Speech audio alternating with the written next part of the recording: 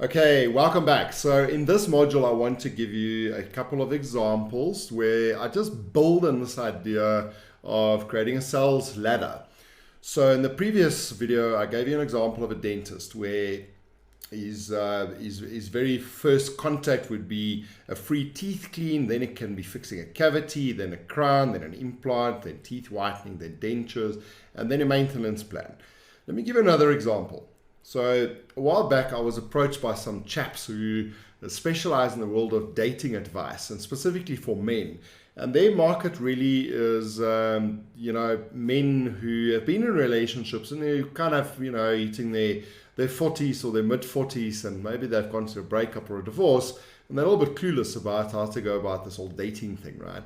So we had a bit of a workshop and we built out the sales ladder, and this is what we ended up with. So we said, right, the first thing we can do is a white paper report, okay, on how to become more attractive, because that's the number one fear that people have when, especially in midlife, that and they don't know how to go about dating, right? So an attraction report about 7 points that can make you immediately more attractive to the opposite sex, right? So that's something easy to say yes to. And that was our offer, right? Then we invited people to a complimentary seminar. So the people who downloaded the attraction reports have shown an interest in the subject. And what we would then do is invite them to a complimentary seminar where they would sell a boot camp. And that would be a 2 or a 3 day boot camp where they kind of teach people the ropes of how to succeed with dating, right? Then I said to them, well, once someone has done the boot camp, do other new needs come up, as a result of the boot camp? And they said, yes, for sure. And I said, what? And they said, well, the one thing everybody's asking us about is internet dating and apps like Tinder and that kind of stuff. So I said, fantastic. So they developed a product for Tinder and one for online dating as well. I said, what else do people have a need for after your boot camp? And they said, well, image consulting. A lot of people feel that they don't actually look very good. So create an image consulting product. I said, then what's the next step from there? Then they said, well, a lot of people kind of learn, but they actually want us to go with them. If they approach a lady and it doesn't work out, they actually want an instructor there to talk to, and the person can give them a bit of advice on how to do it differently, and then possibly an advanced training program. So you can see the same kind of ascension model works here. You start with something free, in this case, a second thing for free, then, your first most logical purchase, then so we carried on. So in our previous video, I gave you an example of a realtor. Now let me show you how a realtor that's clever can use the same model, because many realtors just don't see it. So let me show you how this could work. So I want you to imagine that this realtor, to succeed as a realtor, you need to get listings, so you need to get sellers, and you need to get buyers, right? So let's just say this particular ascension funnel or model works for buyers, to get sellers, right? So what we want to do there is we want to offer a free report. And the free report can be the 7-point checklist to ensure your home is valued correctly. Now, only people who's planning to sell a home is going to download that. Yeah, maybe that's not true. Maybe the property investors do also want to have a look at that. But for the most part, you're going to attract the right audience with that free offer.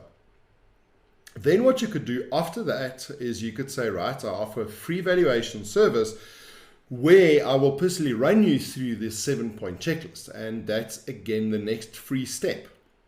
So you remember I said, think in terms of the progression of the relationship, right? So this is the second step. Then what could happen once the realtor has this relationship with the person, they can then sign a mandate to say, give me an opportunity, give me 2 or 3 months to sell your home. And that's the next step, is the mandate, right? After that, then the sale would happen. They would actually sell this person's home and they would be only too delighted. Now, this is where most realtors stop. They kind of bank the money and then they move on to the next client. But I think a little bit further than that. If you've done an amazing job, this client trusts you now. You their real estate guy or gal. You're the person that helps them, right? So what I would do personally is I would actually help them to find a new home. Usually only once people have sold the existing home do they buy a new one. They do often move into a new area. So it may be that you need to contact realtors in other areas, but you can express to those people, look, I understand this couple, I understand their needs, I understand what their kind of requirements are for the new home. You can actually serve as a buyer's agent for the people that just sold their home, right? You can help them to buy another property. And if you have the stock yourself, you can earn double commission now. And if you have to split it with another agent, fantastic, you still make more money. Once they bought the new home, they need to move. You can organize the removal service for them. And once they move in, they need decor for the new home. So can you see that if you think less in terms of the transaction you're trying to do, selling a home, and you think more in terms of the relationship that you're trying to build with the person, how the average client's value can become so much greater, right? Now, that's still quite an extreme example. So let me give you one or two examples of a much shorter cycle, right? Something that fewer steps, right? So let's go back to my example of a butcher. And I use a butcher because I've got a butcher as a client. So you come in my course and you ask me this question. So this is what I told him. So the butcher can make the first offer can also be a free offer. And it could literally be as simple as, pop in on Saturdays for a free hamburger or a free hot dog or a free tasting of, our new quality meats. So it doesn't have to be, the thing that's free that you have to understand, it doesn't have to be this massively valuable thing that costs you a ton of money. It's something small, just a little incentive for people to drive down to your store and to say, hey, I'm here for my free burger, While the people are here, now you have the opportunity to convert them into a paying client, right? So this is what we call an upsell. So what you would do is you would have a series of offers handy of prepackaged meat bundles for the week, right? So instead of just giving people kind of browse through your store, they would buy the normal stuff that you buy at a butcher. But what I personally would do is I would have a very attractive bundle there for a family of 2 or a family of 4 for meat for the week, right? Because I want people to start thinking in terms of bulk purchases, and I want people to start thinking in terms of buying all of their products from me as opposed to some from me and some from someone else, right? So that would be my next sell. While this person is sitting there chomping on their burger and having a free cold drink on me, I'm going to get them to buy another product. And the chances that they'll actually buy something right there are 70 to 80%. It's just how it works. But now what? So the next step for me personally is I would tell people, listen, people are so time starved lately and it's a hassle for them to go and find quality meat. And they often have to go to 2 or 3 different places because this one may be out of stock. So what we do, we have a monthly program, right? And this monthly program basically allows families like yours to order on a monthly basis. We prepare the best quality cuts for you and we deliver it at your home at a date and time that's specified and that's convenient for you, right? A lot of people are taking us up on this. They absolutely love it. And what I want you to do, I want you to try us out for a month, right? So what you do is you sell a free trial, not a free trial, you sell a paid trial, for your monthly program. So now what happens, you have the opportunity to prove to this particular client that you can deliver. You can provide them all of their needs and all of their requirements. And you go and make sure you deliver properly this month. And then what you do from there, obviously, you put them onto the full monthly program. So you can see even something as simple as a butcher. You can either apply this model in that particular environment. And I'm hoping these ideas are stimulating some thoughts for you. I'll give you one last example. And this could be a retailer. This could be Zappos, or it could be Amazon, just selling low-cost goods, selling books, right? So what many retailers do is when they send you, online retailers, when you land on their website the first time, they will often have a pop-up there that gives you a $10 or $20 voucher for your next purchase. But now this voucher has a twist, right? You have to redeem this voucher within 1 week or 2 weeks or, on the day. to be able to get it, right? To be able to get this voucher.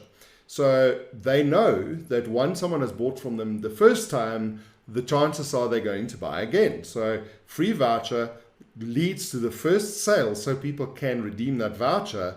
And that then, you know how on Amazon, once you select one product, they'll tell you what complementary products goes with it. So what they'll do is they'll actually give you 3 items for a reduced price, and they'll show you other people that have bought this particular item have also bought these items. So that are called complementary items. So you can then sell complementary items to this particular individual. And then once they made the first purchase, you can go back to them with additional offers, right? And that's how the retail game works. You know, you get people in, you get them to buy from you the first time, you do an upsell with complementary products and services, and then from there you get people to buy from you over and over again. So there you go. You know, not everybody has the same size sales ladder. Some people, it lends itself to multiple steps. Some folks, it's more of a simpler environment, but the philosophies remain the same. We want to get people in, convert them on the lowest cost offer or free, ideally, if we can, and then we want to bump them up and up and up and build that long-term relationship, and that's how we're going to make money. So I hope these couple of examples have stimulated your thinking a little bit and will give you some new thoughts to help you to put your own sales ladder together. In our next video, we are going to take things from the beginning. I'm going to talk to you about the anatomy of a good offer. What is that free or low cost or desirable first thing that you offer to your prospective clients, and what do we do from there? So we are going to start building really systematically on this concept. I'll see you on the next video.